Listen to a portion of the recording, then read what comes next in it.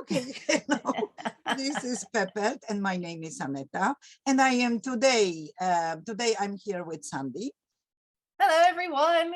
And the books we are going to share is Waiting by Kevin Henkes. And this book, because we follow our topic, our PEPELT topic, awarded books. And this book is awarded both Caldecott Medal and Dr. Seuss Honor. So this book is very beautiful, really, you know. Not really, no end papers. We can't see anything interesting in my copy. This is my copy, yes. But here we can see something intriguing to start with, you know. And at the back cover, something interesting that says, "Look at the owl and the pig and the bear and the puppy and the rabbit. What do you think they're waiting for? Something wonderful, a visitor, a surprise? Maybe they are waiting for you." You see, beautiful. So it starts in a kind of nice and intriguing way. Yes, 5 clay animals, 5 friends, 5 toys, sitting patiently on a windowsill, waiting and watching the world, waiting for amazing things to happen. Different things, you know, happen actually while they are waiting. I think this is a very interesting point. This is what life happens while we are waiting, right? And waiting is such an important part of everybody's life. Actually, with students, with a bit older students, my teenagers, I discuss in the classroom, do we have more waiting when we are very young, or do we have more waiting when we are adults? And we decided that, I mean, we wait all our life, both when we are very young and when we are adults. The only thing is that adults experience the same frustration, but they've got a bit more freedom. So that is what makes waiting a bit easier when you are an adult. Yes, and what are these 5 friends waiting for? Look, the first thing, because life is passing by. No, this is fantastic. You wait while life is passing by. So what we have, different seasons, you see, different seasons. They observe through the window. They have what? Different gifts that appear. You see, gifts appear. But also, friends may arrive and they may go, you know, go away. They may arrive and they may disappear. And then you can have nice surprises as well. So this book is about life, you know. And as I said, waiting is a huge part of our lives. Wonderful pastel illustrations, you know. I've noticed this very delicate, you know, limited palette and no primary colors. No primary colors. Basically, all the colors are very, very delicate. Very short and simple sentences. You might say that this is a wonderful book to share with very young learners. Well, yes and no. This is what I would like to discuss in a minute. Soft and gentle and very nice when you read it. And I would like to quote here Lester Lamina, the professor of Western Carolina University, because I share exactly, I believe what he said once, that we need to read with no intention. This is what I believe, that sharing books with very young learners is just for enjoyment, you know, not making a tool, a teaching tool out of a picture book. He said we need to read with no intention, but to cause students to fall in love with the sound of words. He calls it author's craft. When artists are crafting, they are thinking of artful placement, the way they want to transmit the message, the way they want us readers, children, readers, listeners, to feel, yes, and to understand it.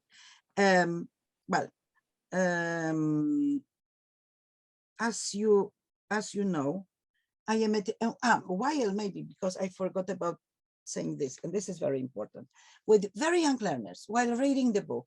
What is very nice is to, because what we teachers really would like to have is to read a book a couple of times. First, because we want our students to get acquainted with the language, with the structures, with the rhythm, with the melody of the language, right? So a very good opportunity for the second reading is to ask students to observe the position of the toys on the windowsill, how it changes, you know? Look here, what do we have? We have a pig waiting for the rain, an owl waiting for the moon, a dog waiting for the snow, a bear waiting for the wind, and my favorite, a rabbit waiting for nothing. I mean, just waiting, just enjoying the moment, and that's it. And if we go to, you see, and here we've got different order, a pig, a bear, a dog, a rabbit, and an owl. And so it changes, you know. What does it mean? That there is a little hand moving the toys, you know, and that's very interesting to ask students to observe, to be attentive, to be mindful, to watch, you know, to stop and watch. I have the impression that nowadays children are being bombarded and overstimulated with all very strong kind of and powerful messages, pictures, images, everything, you know, while this book offers an opportunity to stop. And as I am a mindful teacher and I practice mindfulness with my students, to me, I mean, it's a wonderful book. With elder students, I work with this book with students age 11, 12, and then I use it as an English teacher, you know, for discussion, a wonderful philosophical discussion about waiting. I started with Proverbs. You know, so when I started with Proverbs, we discussed, okay, if you wait for tomorrow, tomorrow comes. If you don't wait for tomorrow, tomorrow comes. This is African proverb. But also, if you wait long enough, it will be good weather. This is Japanese proverb, but you've got to wait long enough. It's good to hope, but it's the waiting that spoils it. It's Yiddish proverb. So you can start with Proverbs, you know, before just showing the cover, you know, and then said, okay, when you think waiting, what comes to your mind? And then again, if you want to have a lot of language, then you talk about the Proverbs. And then again, you let the students enjoy the book, savor it, you know, and think about it without interruption from your side. I mean, asking, what do you think, children? Of course, it's very nice to start because the starting point, the moment to engage the students is very important. And here we have a lovely opportunity. Look, we can show the cover, we can show the view from the window, we can talk about the clouds that have different shapes, but I usually start with this page when I just ask students, what do you think a pig is waiting for? What do you think a dog is waiting for? And that is the beginning to start the discussion, you know. Well, that's it, you know. I think from me, I hope Sandy can say some interesting things as well.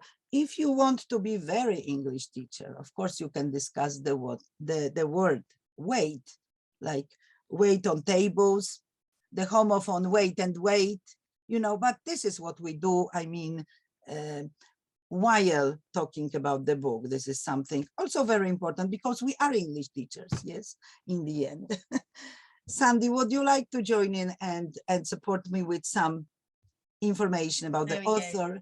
Thank you, Annetta. That was really interesting. As I said at the beginning, you know, this I would never even think about a book like this. And also, I'm ashamed to say that I'm not that familiar with Kevin Henkes' work.